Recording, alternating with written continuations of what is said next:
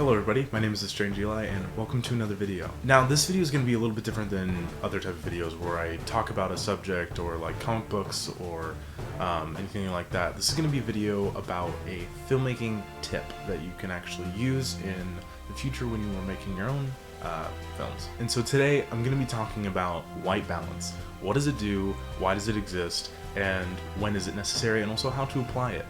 A lot of the times when you're shooting, especially with indoor, unnatural light, you're going to be getting either an extremely orange picture or an extremely blue picture. And the way that you can fix this is with a special little thing called white balance. Now I know that sometimes you'll want your scenes to look that color, you'll want it to look really orange, or sometimes you'll want it to look really blue, but most of the time you probably don't. And there's been a lot of times in my own filmmaking career where I've been like, I don't know how to fix this, I don't know what this is, what is wrong with this.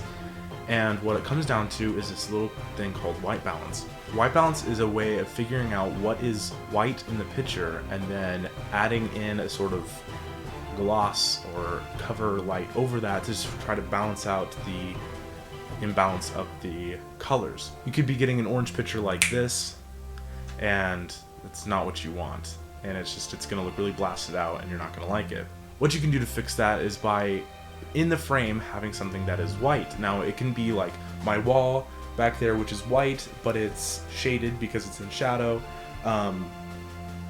or it can be like the whites of your eyes. Anything that's white like that you can sort of use as your guide for how to adjust your white balance. A lot of cameras actually come with the ability to adjust white balance on their own. They either do it automatically or you can go into the camera settings and do it that way.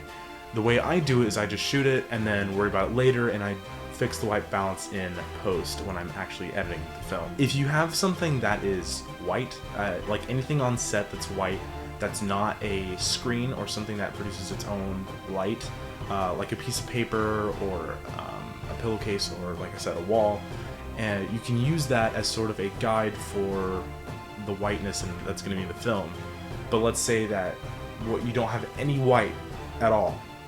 What you should do is print out a piece of paper, or you can even use the colors, the whites of people's eyes, to try to come up with some sort of base for the white in the shot. What you could do is you could put something like this pack of gum into the shot and use this. You can go with your white balance tool in post and select the white, and then that will affect the white balance of the shot. What color would I get if I use this? Or if I use the top of this for my reference for white balance? And as you can see, it doesn't really work the way you'd want it to. Whatever you have in frame to use as a reference for white has to be white. And sometimes this can mean going into post and also desaturating specific colors. There's been a lot of times personally where I've done white balance and then the reds come out too red, and so I have to go back and sort of desaturate the red a little bit. Now I'm sure you're probably asking, how do I apply this white balance? I use hit films through Express, and so I'm going to explain it to you how you do it that way. And I haven't used programs like Final Cut Pro or Sony Vegas, but I'm sure that it probably works in a very similar way. You're not going to be able to find a white balance option in a program like Windows Movie Maker or iMovie.